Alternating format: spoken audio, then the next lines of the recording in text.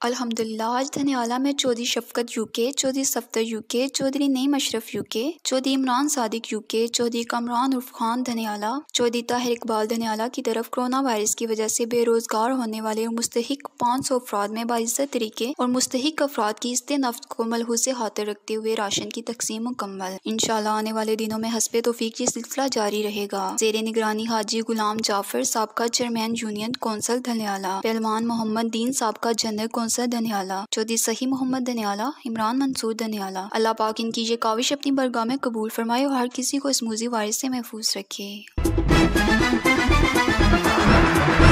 इलाकाई videos और ताज़ा तरीन सूरत हाल जानने के लिए हमारा यूट्यूब आवाज़ न्यूज़ चैनल ज़रूर सब्सक्राइब करें और घंटी वाले बटन को लाजमी प्रेस करें ताकि बर वक्त ताज़ा तरीन वीडियोस और खबरें आप तक पहुँच सकें।